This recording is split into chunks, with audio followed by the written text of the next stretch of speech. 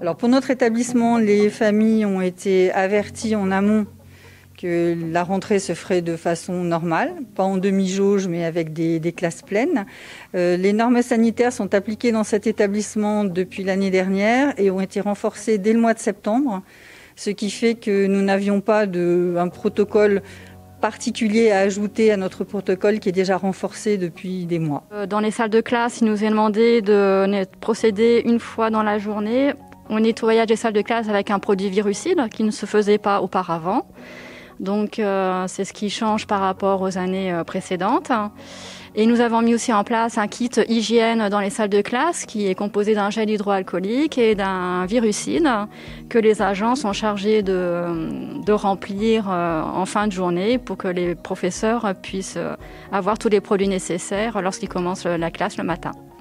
Donc le département est un partenaire essentiel des établissements, en particulier pendant cette crise sanitaire où le conseil départemental a décidé de voter un budget supplémentaire de 400 000 € pour accompagner les établissements dans leurs dépenses nouvelles, notamment tout ce qui concernait les consommables liés à l'application du protocole sanitaire. Également pour accompagner les établissements qui ont eu recours aux services traiteurs en sortie de confinement. Et puis, il tenait à cœur aux élus départementaux de mettre en place un système de chéquier alimentaire pour accompagner les familles les plus démunies compte tenu de la fermeture des restaurants scolaires. Alors sur les temps de pause, donc les élèves, donc là en ce moment il y a le temps méridien, sont dans la cour. S'ils enlèvent le masque, ils se tiennent à une mesure raisonnable les uns des autres. Sinon le port du masque c'est absolument obligatoire dans l'établissement en tout lieu et à tout moment. Alors, le département accompagne également les chefs d'établissement dans la mise en place du protocole sanitaire dans les restaurants scolaires. On a 320 agents départementaux qui interviennent quotidiennement pour assurer la désinfection des locaux, mais également pour assurer le service de restauration scolaire.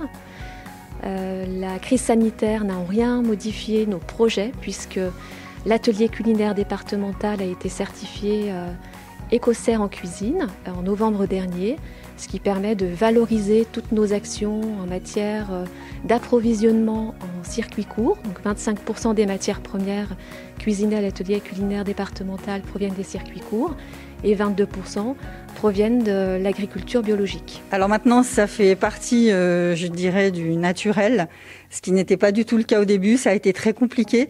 Donc nous n'avons rien lâché. Il y a eu des discussions effectivement avec des élèves, mais également avec des parents d'élèves. On a eu quelques familles qui n'étaient pas pour, mais l'intérêt collectif doit primer sur l'intérêt individuel.